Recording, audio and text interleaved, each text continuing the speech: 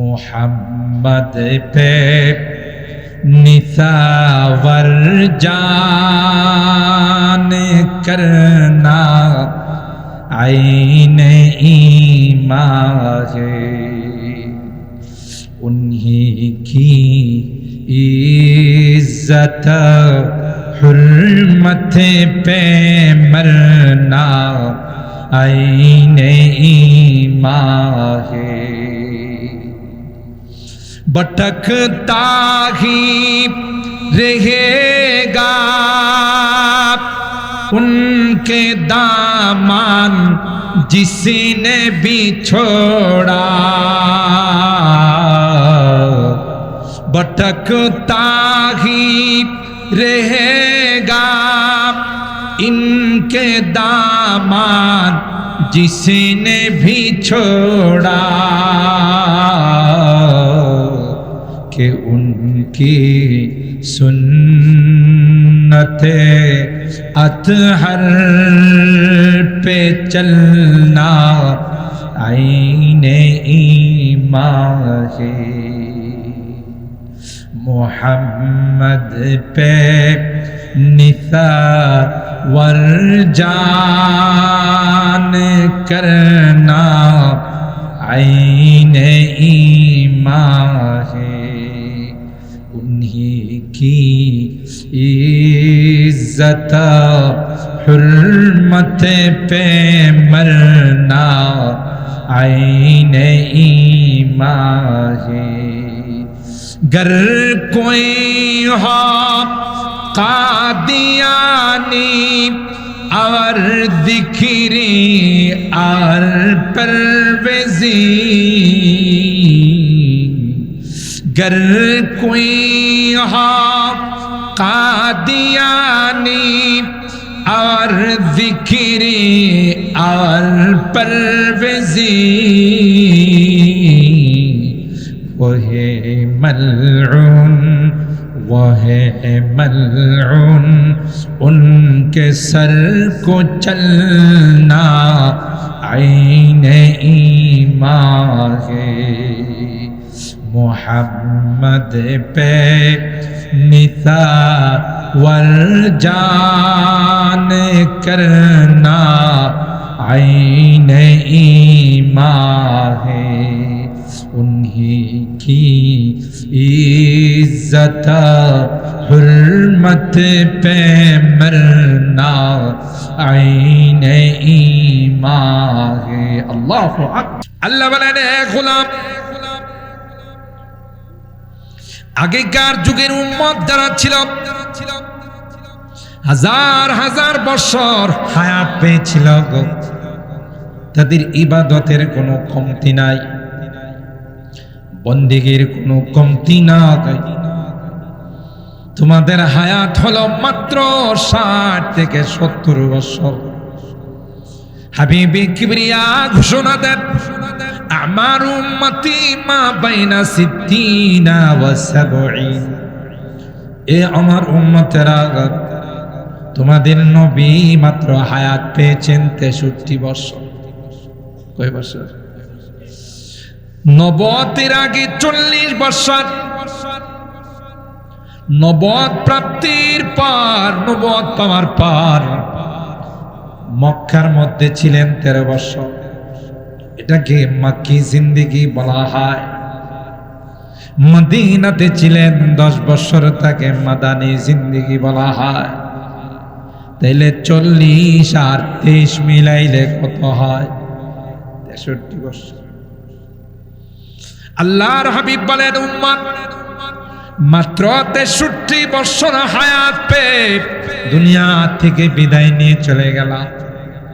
তোমরা তো আমি নবীর উম্মত, তাই বলে গেলাম তোমাদের হায়াত কিন্তু 60 আর 70-এর মাঝামাঝি থাকবে। কেউ যদি 80 বছর পেয়ে যায়, কেউ যদি 90 বছর পেয়ে যায়, কেউ যদি 100 বছর পেয়ে যায়, বোঝা গেল এটা বোনাস। সাধারণত কিন্তু মানুষগুলো 60 আর 70-এর মাঝেই চলে যায়। তাই যারা 1000 বছর হায়াত পেয়েছে, কি করে তোমাদের ইবাদত তাদের সমান হবে? কোনদিন সম্ভব নয়। কিন্তু আমি আল্লাহ তো কোরআনের মাধ্যমে সবচাইতে শ্রেষ্ঠ উম্মত তোমাদেরকে ঘোষণা দিলাম।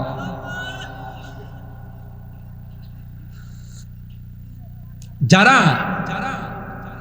1000, 1500, 2000 বছর হায়াত পাইছে, তাদেরকে কি আল্লাহ শ্রেষ্ঠ বলছে, সবচাইতে দামি বলছে? মাত্র আমাদের কুনতুম খায়রা উম্মাতিন উখরিজাত লিন-নাস তা'মুরুনা বিল মা'রুফ ওয়া তানহাউনা 'আনিল মুনকার ওয়া তু'মিনুনা বিল্লাহ। আল্লাহ বলে, রে আমার হাবিবের উম্মতেরা, তোমরাই হলে পৃথিবীর মধ্যে সবচেয়ে শ্রেষ্ঠ উম্মত। এই ঘোষণাটা কে দিছে? কে?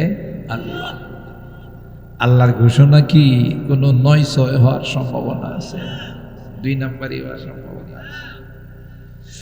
দেখ যা কুরআন মে আই মুহতারাম, देख जा कुरान में ऐ मुहतरम, मुस्तफा के उम्मते खैरुल उम्मा। कभी डाक दे कोई पृथ्वीर মানুষেরা রে, आय आय कुराने करीम के तुमरा स्टडी करो, कुराने करीम के तुमरा पढ़ो। দেখবা কোরআনে কারীমের 4th নাম্বার পারার আল্লাহ পাক রব্বুল আলামিন 3 নাম্বার পৃষ্ঠায় বলতেছেন, কুনতুম খায়রা উম্মাতিন উখরিজাত লিন-নাস, তোমরাই হলে পৃথিবীর সবচেয়ে শ্রেষ্ঠ উম্মত। কেন? তার কারণ বলছে, উখরিজাত লিন-নাস, তোমাদেরকে মানব জাতির কল্যাণের জন্য বানানো হয়েছে। সুবহানাল্লাহ। আগে একজন নবী চলে গেলে তার জায়গাতে আরেকজন নবী পাঠায় দিবে। আমাদের নবীর পরে কি পৃথিবীতে আর কোন নবী আসবেন? গোলাম মির্জা গোলাম আহমদ কাদিয়ানি আসবে না। এটা আস্থা একটা বিশ্ব তারসিরা। তারসিরা কিছু আছে তো লোকাল, কিছু আছে ইন্টারন্যাশনাল। এটা হলো বিশ্ব তারসিরা। কথা কয় না। প্রথমে দাবি করছে ইংরেজদের টাকা পয়সা খাইয়া, এই শয়তানের দাবি করছে যে আমি আসল নবী না, ছায়া নবী। এ বলে আসল নবী না, ছায়া নবী। এই তারসিরা কিছুদিন যাওয়ার পর আবার কয়, হ্যাঁ আমি আসলে নবী না, ইমাম মাহদী। ওরে আল্লাহ। এরপরে কিছুদিন পরে কয় আমি বিবি মারিয়াম। নাউজুবিল্লাহ, জোরে করেন না। হে বেড়া না বেড়ি? বেড়া তো বেড়া না।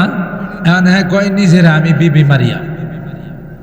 লোকজন কই, এ আল্লাহ, আপনি না বেড়া ছিলেন, কবে বেডি হইলেন? কই যে ট্রান্সজেন্ডার কইরা লিঙ্গ পরিবর্তন করে বেডি হয়ে গেছে। তার কি আছে মনে করেন না? সব শিখছে, সব তার শিখছে। কেউ কেউ জিজ্ঞাসা করে, মহিলাদের তো মাসিক একটা প্রবলেম হয়, একটু সমস্যা হয়, আপনার কি এই জাতীয় কোনো সমস্যা হয়? আমারও হয়। বুঝেন কি পরিমাণ তার শিখছে। এই মির্জা গোলাম আহমদ কাদিয়ানি ইংরেজদের টাকা খাইয়া, ইংরেজদের বলে বলিয়ান হয়ে শয়তানে বলছে আমিও নবী। আল্লাহ পৃথিবীতে আদম থেকে নিয়ে ঈসা রুহুল্লাহ পর্যন্ত কোন নবীরে এক ব্যাটারি বানায়া পাঠায় না। এক ব্যাটারি বুঝেন তো? 100 কানা। একটারে 2টা দেখে। 100 কানা যারা একটারে কয়টা দেখে? এক হোমিও ডাক্তারের কম্পাউন্ডার ছিল এরকমের এক ব্যাটারি। তো ডাক্তারে বলে পিছনে কাঁচের বোতল রাখা আছে, একটা বোতল নিয়ে আয়। হ্যাঁ কয় স্যার বোতল তো 2টা। আসলে কয়টা? হ্যাঁ দেখছে কয়টা? ডাক্তারি কই কিরি রাখলাম একটা, হ্যাঁ 2টা ভাইলু কই? তাইলে একটারে ভাঙ্গে আরেকটা লিয়া। যখন একটারে ভাঙছে তখন দুইটাই নেই। ডাক্তারে কই বোতল নিয়ে আয়, কই নাই দি। তুই না কইলে দুইটা আছে, দেখছিলাম তো দুইটা, এখন দিয়ে একটাও নাই। এটা হলো এক ব্যাটারি যারা, 100 কানা যারা, এদের কাম। তো মির্জা গোলাম আহমদ কাদিয়ানী ছিল এক ব্যাটারি। কোন নবীকে আল্লাহ এক ব্যাটারি বানায়া পাঠান নাই। হ্যাঁ, এক ব্যাটারি হয়ে কিয়ামতের আগে আসবে, তার নাম হলো কানা দাজ্জাল। আমরা কই না কানা দাজ্জাল, এটা এক ব্যাটারি, 100 কানা। তাইলে এতে বুঝা গেল মির্জা গোলাম আহমদ কাদিয়ানী ওই দাজ্জালের ছোট ভাই। মিলছে না? হেরো 100 নাই, হেরো কি 100 নাই, এর ছোট ভাই। পৃথিবীতে কোন নবীরা বাথরুমে টয়লেটে মরবে তো দূরের কথা, নবীদেরকে দুনিয়া থেকে যাওয়ার আগে ফেরেশতা দিয়ে আল্লাহ সালাম পাঠাইছে। আপনারা ঘটনা জানেন, বুখারী শরীফের ঘটনা। মুসা আলাইহিস সালামের কাছে আজরাইল এসে কইছে আপনারা আল্লাহ যাইতে কইছে। মুসা আলাইহিস সালাম দিছে এক থাপ্পড়, বুখারী শরীফের থাপ্পড় দিয়ে আজরাইল আলাইহিস সালামরে কানা করে ফেলাইছে। কারণ মুসা আলাইহিস সালাম তো খুব শান্ত প্রকৃতির নবী ছিলেন, তাই না? গরম নবী ছিলেন। থাপ্পড় দিয়ে কই বেটা আল্লাহর কাছে যাওয়ার জন্য তো রেডি হয়ে দিছে, বলার কি একটা সুরত নাই? সালাম দিবা, সুন্দর করে বলবো আইসে কেন আল্লাহ যাইতে গেছে, লাগাইছে একটা। মুসা আলাইহিস সালাম আল্লাহর কাছে গিয়ে কয় আল্লাহ তোমার এই নবী তো আইতে চায় না। ও কেন? আমি বলছি যাওয়ার জন্য, আমার এমন চটকানি, চটকানি হইলো যে চোখ কানা করে বলিস, এমন চটকানি লাগাইছে। তো বুঝা গেল ইনি আসতে রাজি। আল্লাহ বললেন যাও গিয়ে বলো একটা গরু, ষাঁড়, যেগুলোর পশম আছে বেশি, এটার মধ্যে তার হাত রাখতে, তার পিঠের মধ্যে হাত রাখলে হাতের নিচে যত পশম আসবে সে পরিমাণ তার হায়াত দিয়ে দেবে। পশম কি গয়না কে কুলাইতে পারবো কতগুলো পশম? তো আজরাইল আলাইহিস সালাম কয় হুজুর আপনি যদি যাইতে না চান, আল্লাহ সুরত কইছি, আপনি হাত দেন, পশম যতগুলো হাতের নিচে আসবে সেই পরিমাণ হায়াত দিয়ে দেন। মুসা নবী কয় আমি যাইতে না করছি, কিন্তু মিয়া সুন্দর করে সালাম দিবা না। সুবহানাল্লাহ, কন আমি যাইতে রাজি, আল্লাহর কাছে যাইতে রাজি না কে? সুবহানাল্লাহ, কন। আর এরা তো আল্লাহর আশিক ছিল, তাই না?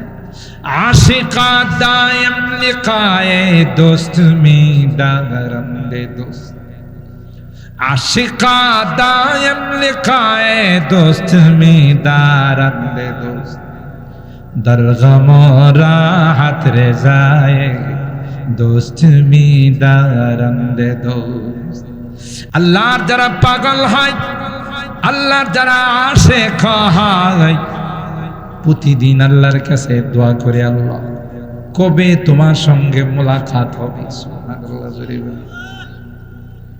এ মালিক তুমি তো আমার মাশুক, আমি তো তোমার আশিক, তোমার তামান্না নিয়ে সব সময় দোয়া করি। কথা বলেন ঠিক কি না? সব সময় বলতে থাকি জান্নাত দোজখ সে ইয়ার আব क्या करूं, आरज़ू है मैं तुझे देखा करूं, आरज़ू है मैं तुझे देखा करूं।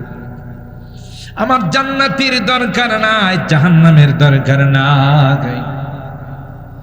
আল্লাহর ওলিরা, আল্লাহর আশিকরা কয় আল্লাহ সবাইকে জান্নাতে দিয়ে আমাকে জাহান্নামে রেখে দিও। জাহান্নামে থাকবো কোনো আপত্তি নাই, তবে যে জাহান্নামে আমারে রাখবা মাঝে মধ্যে এসে তুমি দেখা দিয়ে যে আল্লাহু আকবার। জান্নাত দোজখ সে ইয়া রব क्या करूं, आरज़ू है मैं तुझे देखा करूं। আল্লাহু আকবার। সুতরাং যারা আল্লাহর আশিক হয়, যারা আল্লাহর পাগল হয়, আল্লাহর দিওয়ানা হয়, এরা তো আল্লাহর কাছে যাওয়ার জন্য দিওয়ানা হয়ে থাকে, পাগল হয়ে থাকে। এ ফেরেশতা তুমি বুঝো না আমি কেন আমার মালিকের কাছে যাব না, আমার আল্লাহর কাছে কেন যাব না? কিন্তু সিস্টেমটা তোমার সুন্দর হয় না। আর মির্জা গোলাম আহমদ কাদিয়ানী ভণ্ড, প্রতারক, পাগল, তার সিরাপ, তাকে সালাম দিবে তো দূরের কথা, বাথরুমে প্রাকৃতিক ডাকে সাড়া দেওয়ার জন্য গেল। আল্লাহ ফেরেশতা আজরাইল এবং মালাকুল মউতের সহচরদেরকে পাঠাইয়া ওই বাথরুমের মধ্যে বাথরুমের পায়খানা সহ মাখাইয়া তার রোটা নিয়ে গেছে। নাউজুবিল্লাহ। তাইলে বুঝা গেল নবী নয়, আস্থা একটা ভণ্ড। কথা বলেন ঠিক কিনা?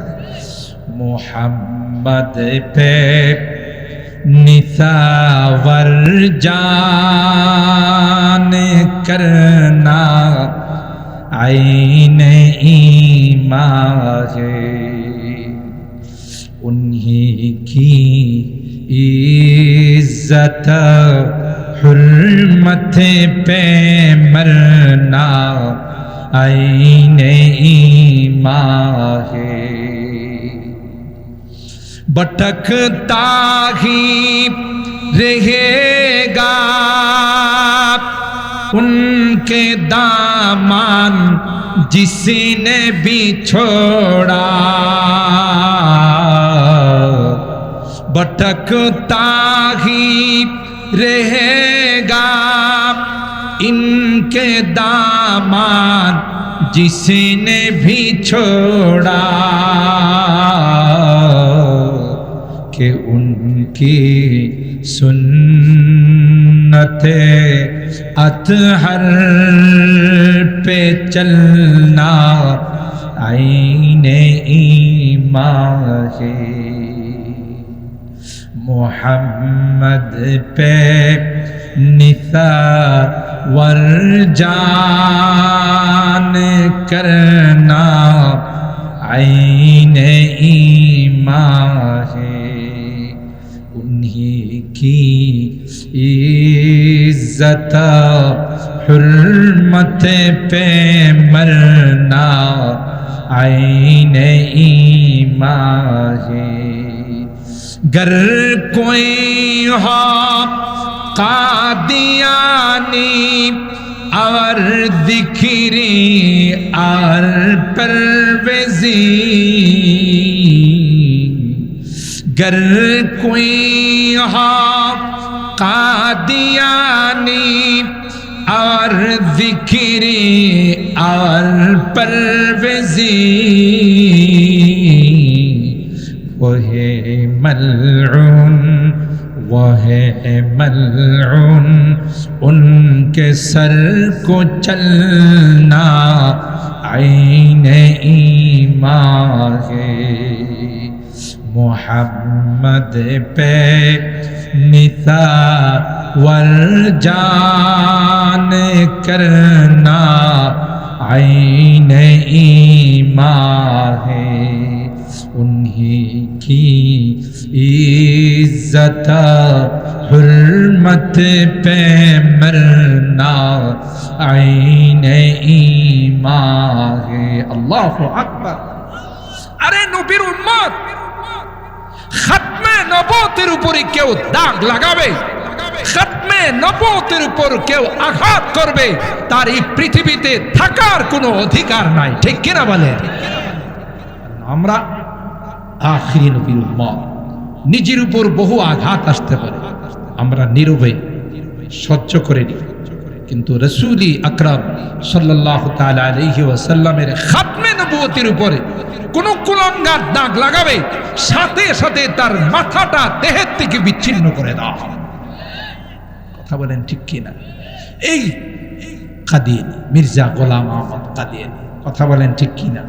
তাহলে বুঝা গেল নবুয়তের সিলসিলা আল্লাহ জাল্লা জালালুহু আম্মা নাওয়ালুহু খতম করে দিয়েছেন আখিরি নবী সরকারে দু আলম আকায়ে নামদার তাজদারে মদিনা হযরতে মুহাম্মদ আরবি সাল্লাল্লাহু তাআলা আলাইহি ওয়াসাল্লামের মধ্যে নবুয়তের যে সিলসিলা ছিল সেটা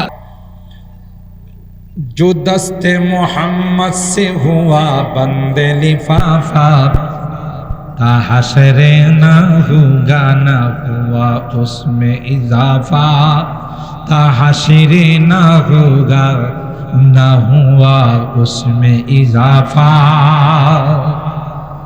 रसूल আকরাম সাল্লাল্লাহু তাআলা আলাইহি ওয়াসাল্লামের মাধ্যমে খাতমে নবুয়তের যে সিলসিলা আল্লাহ রাব্বুল আলামিন শেষ করে দিয়েছেন। পৃথিবীতে কোনো বাপের বেটার ক্ষমতা নাই এর মধ্যে হস্তক্ষেপ করার। কথা বলেন ঠিক কিনা?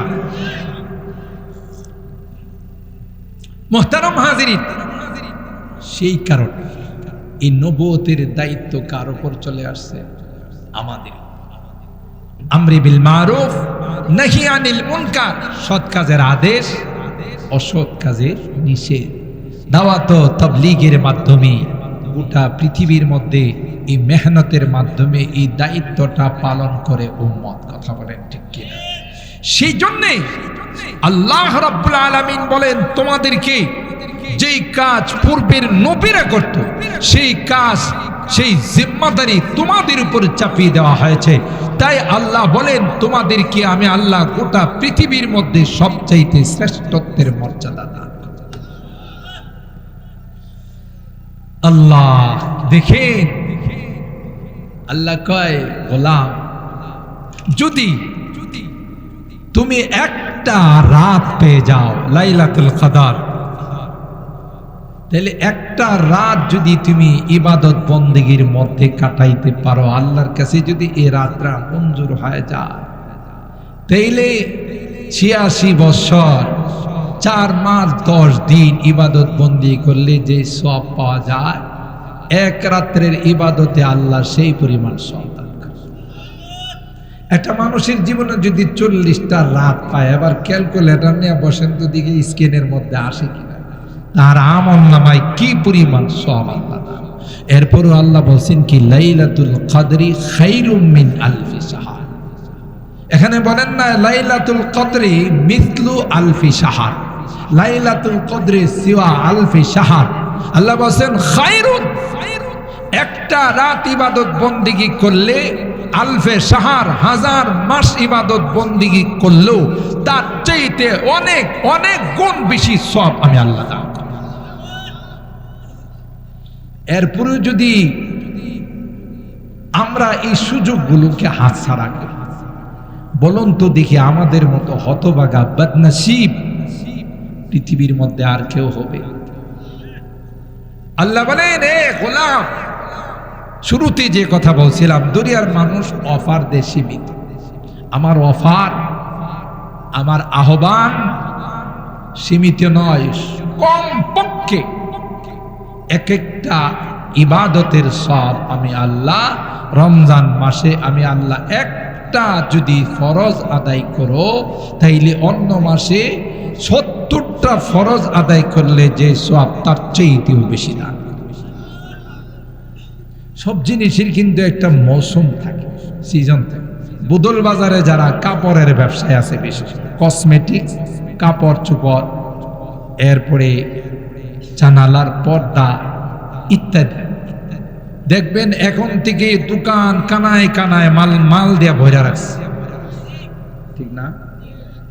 শহরে তো আরো বেশি, কারণ গোটা বছর যা বেচা কিনা হয় না, রমজান মাসে ঈদকে উপলক্ষ করে তার চেয়ে অনেক গুণ বেশি বেচা কিনা হয়, ঠিক না? শহরে বন্দরে ঢাকা সিটিতে আমি দেখছি আমার অনেক মুসল্লিরা ইফতার করে দোকানে, সাহারি খায় দোকানে, ঠিক না? ইফতারটা বাসায় যা করার সুযোগ নাই, কারণ বাসায় যাইব, বাড়িতে যাইব, ইফতার করব, আবার আইব, এই সুযোগে আমি ৩-৪টা কাস্টমার হারাইব। এই জন্য তাড়াতাড়ি করে দোকানে ইফতার করে, দোকানে ইফতার করে কোনো রকমের নামাজটা আদায় করে আবার দোকানে বসে, কারণ এটা একটা ব্যবসার সিজন। যারা ইট বাটায় গেছে, এখন ইট বাটায় যাওয়ার একটা সিজন, কথা কয় না? যারা জমি জামাতে ফসল করে তাদের একটা সিজন থাকে, প্রত্যেকটা কাজের একটা সিজন, মৌসুম থাকে। তো দুনিয়ার এই সিজনে যদি আমরা সব কিছু বাদ দিয়া কোনো ব্যবসায়ীর যদি বদলের বাজারের এখন কোনো আত্মীয় আইসা কয় ভাই চাচা আপনি আমার বাড়িতে যাই একদিন বেড়াইবা, তুই আর সময় পাইছস না, কথা কয় না, তুই আর সময় পাইছস না বেড়ানোর, এখন আমি শ্বাস পালানোর সময় পাই না, তুই আইছস আমার বেড়াইবার লেগা, ঠিক না? কারণ এটা সিজন, এই সিজন শীতের ব্যবসা যারা করছে শীতের কাপড়ের, এরা শীতের আগেই কাপড় চোপড় দেয়া দোকান পরিপূর্ণ করে রাখছে, কারণ শীতের মৌসুমে ব্যবসা হবে। এখন হাজার চেষ্টা করে যদি একজন একটা জাম্পার দিতে যান নিব করে নাকি থাকবো, শীত গেছে গা, গরমে লেগে থাকতে পারি না। আর শীতের সিজনে এটা আপনার 1000 টাকাটা 2000 টাকা বিক্রি করলো, আগে জানবা চাই যা রাখবা রাখবো দো, কথা কন ঠিক কিনা? প্রত্যেকটা জিনিসের একটা সিজন আছে, মৌসুম আছে। ইমানদার মুসলমান মুত্তাকি পরহেজগারদের জন্য সওয়াব কামানোর অনেক বড় মৌসুম হলো মাহে রমাদান। সুবহানাল্লাহ। আল্লাহ বলেন ইয়া আইয়ুহাল্লাযীনা আমানু কুতিবা আলাইকুমুস সিয়াম কামা কুতিবা আলাল্লাযীনা মিন ক্বাবলিকুম লাআল্লাকুম তাত্তাকুন।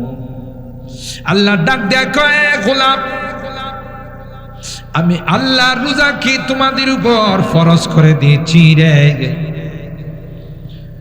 আগেও রোজা ফরজ ছিল, কিন্তু তোমাদের মতো এরকম 1 মাস ব্যাপী আমি আল্লাহ কোন উম্মতের উপর রোজা ফরজ করি নাই।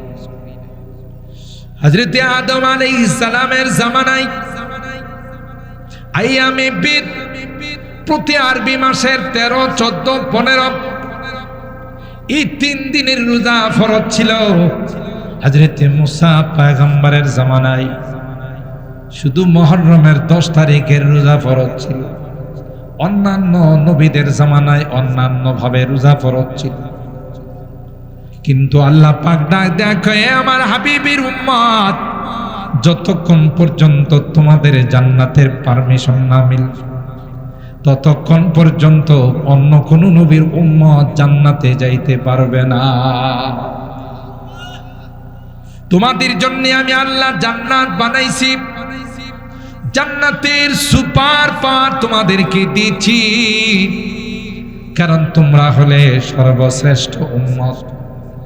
কুরআনুল কারীমের 2 নাম্বার পারার শুরুতে আল্লাহ বলেন ওয়াকাযালিকা জাআলনাকুম উম্মাতাও ওয়াসাতান লিতাকুনু শুহাদাআ আলান নাস ওয়া ইয়াকুনার রাসূলু আলাইকুম শাহীদা। কোন উম্মতকে আমার রাজ দরবারের সাক্ষী হিসাবে আমি গ্রহণ করি নাই, কোন নবীর উম্মতকে এই পজিশন দেওয়া হয় নাই, রাজ সাক্ষী হওয়ার মর্যাদা দেওয়া হয় নাই, একমাত্র তোমাদেরকে পজিশন দেওয়া হয়েছে।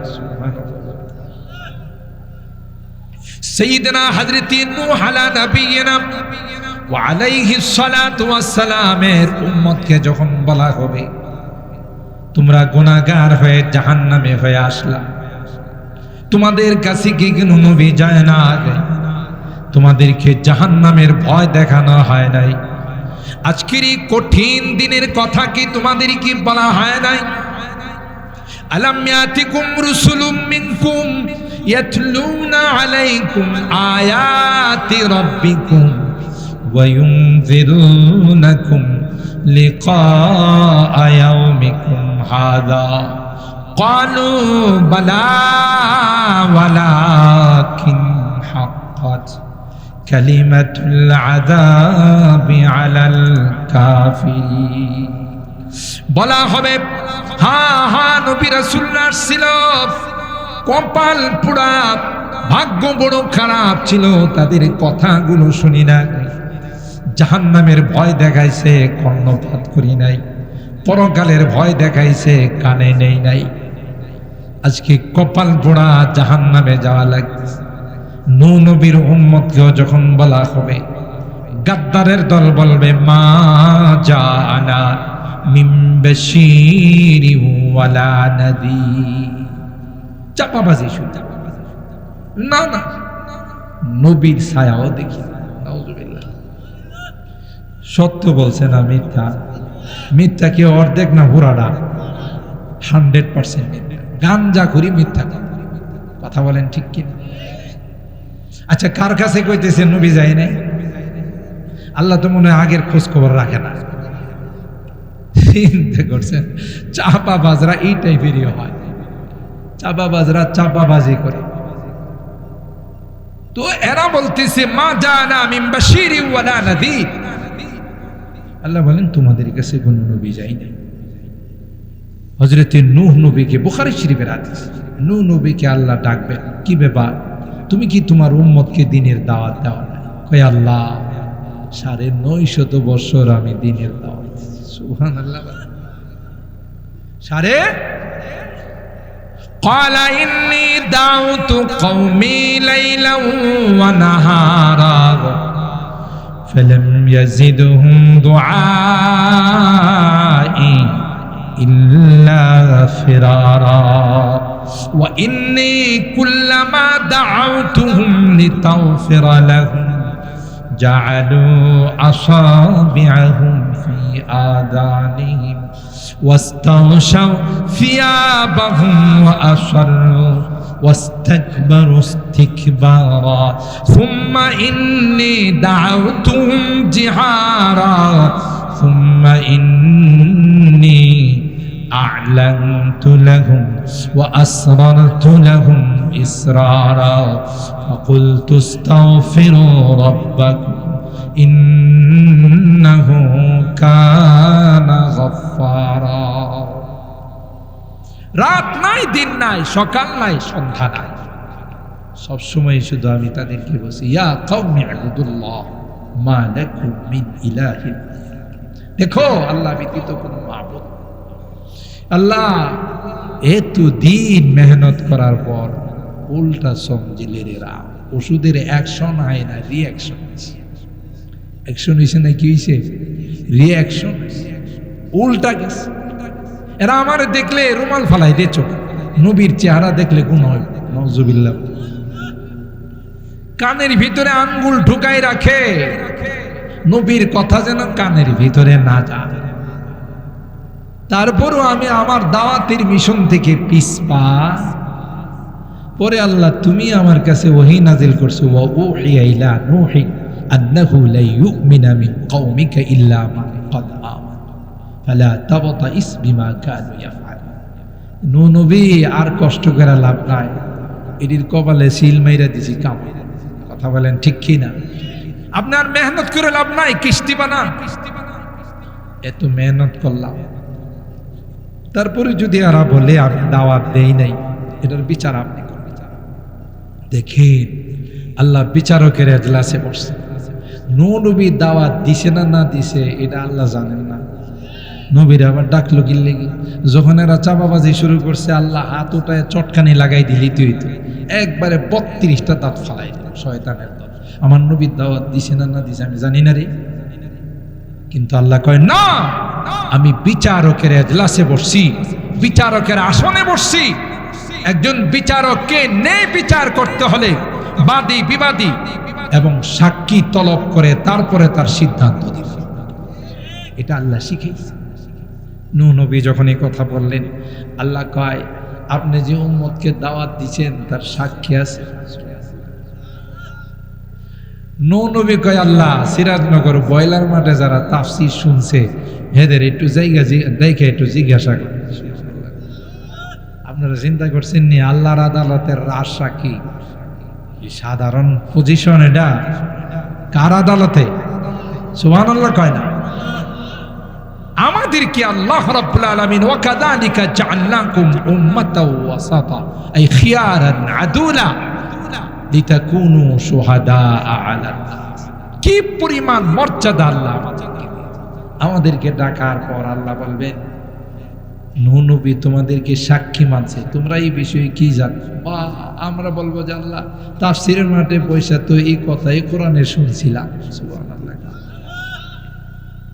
হে মালিক, তোমার কোরআনে সূরায়ে নূহ যদি সত্য হয়, তোমার নবী যদি সত্য হয়, কালামে পাক যদি সত্য হয়, আমাদের সাক্ষীও সত্য, সব সত্য। কেন? কোরআনে সূরায়ে নূহের মধ্যে আমরা পড়েছি নূহ নবীজি কত কষ্ট করে তাদেরকে দাওয়াত দিয়েছেন। কথা বলেন ঠিক কি?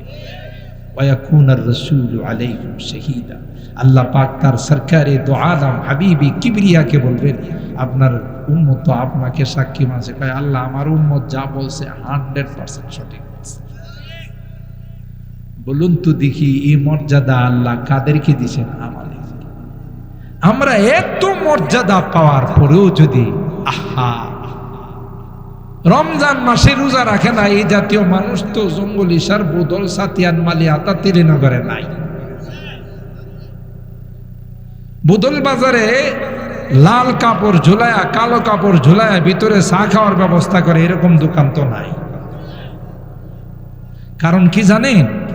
দোকানের মধ্যে কালো পতাকা কালো কাপড় ঝুলাইলে আল্লাহ আবার দেখে না। হ্যাঁ না, কালো তো দেখবো।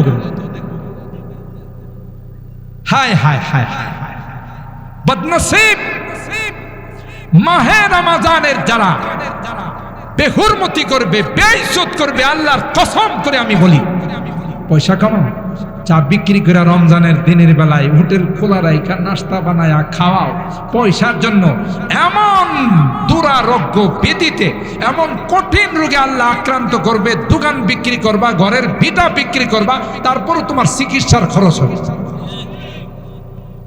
এরকমের বিপদ গজব আল্লাহ দিতে পারে না? পারে না নাকি আল্লাহর ক্ষমতা নাই? সাবধান হয়ে যাও, কার সঙ্গে বেয়াদবি করো, কার ইজ্জত নষ্ট করো। আর যে বদনসিব গুলো ভিতরে দোকানের ভিতরে ঢুকে দোকানের ভিতর থেকে চা নাস্তা করে 3টা টিস্যু দিয়ে মুখটা মুছে, বোঝা যায় আপনি কি রোজা রাখছেন, এর রোজা 3টা একসাথে জমা হয়েছে। কথা কয় না? ঠুটটারে এমন শুকায়, মনে যে হের মতো রোজাদার ভারত উপমহাদেশে পাওয়া যাবে। মিয়া বাটফারি করো, যে কুয়াকাটা কয় না যে ওরে বাটফার। কথা বলেন ঠিক কিনা? তুই তো আস্তে একটা বাটফার, মানুষের সাথে বাটফারি করতে পারিস, আল্লাহর সঙ্গে বাটফারি করার কোনো উপায় নাই। হাদিসের মধ্যে আসছে, শেষ কথা বলে দিচ্ছি, যেহেতু কালকে আসতে হবে। মান আফতারা ইয়াওমান মিন গায়রি উযরিন ওয়ালা মারাদ লাম ইয়াকদিহি সিয়ামুদ দাহর ইন সামা। একদিন যদি কেউ কোনো কারণ ছাড়া, কোনো উযর ছাড়া, অসুস্থতা ছাড়া, ভ্রমণ ছাড়া, যেগুলোর পারমিশন ইসলাম দিছে, অহেতুক কেউ যদি রোজা না রাখে, অলসতা করে, স্বাস্থ্যটা বানাইছে বোঝেন না, চিন্তা করে যদি রোজা রাখে কোনো দিক দেখ কই মাজা। আমি কই তোর স্বাস্থ্যটা রোজা না রাখা আরো মোটা কর, কারণ কবরে দেওয়ার পর কিরা যদি কামড়ায়, সাপ বিচ্ছু কামড়ায় যদি শুধু হাড্ডি পা, মজা পাইব? কথা কয় না? সাপে কামড়ায় আর বিচ্ছু কামড়ায় যদি কিন্তু গোস্তই না পা, তাহলে এই কামড়ায় লাভ হইল কি? বরং এর আর বদ্ধ দিব যে কি এটা দিল, শুধু হাড্ডি পরে কামড়ের মধ্যে, গোস্ত নাই। কথা বলেন ঠিক কিনা? তো গোস্ত বানায় কবরে যা, সাপ বিচ্ছু কামড়ায় যেন মজা পায়। বদনসিব কোথাকার। কথা বলেন ঠিক কিনা? গোটা জীবন একটা রোজার যদি কাজা আদায় করে, একটা রোজার যদি কাফারা আদায় করে, গোটা জীবন রোজা রাখলো, একটা রোজার কাজা কাফারা হবে না। জানো এরপরে এই রোজা কি কি ইবাদত, কি স্বতন্ত্র ইবাদত, এই আলোচনাটা ইনশাল্লাহ কালকে করব। আজকে আলহামদুলিল্লাহ আপনারা অনেকে এখন আসছেন। প্রথম বৈশা তো আমি একটু নিরাশ হয়ে গেছিলাম যে বয়লার মাঠের তাফসিরে তো এত কম মানুষ হয় না। আর ওই যে পিছনেও একটা মাহফিল আছে, আবার ওই যে নির্বাচন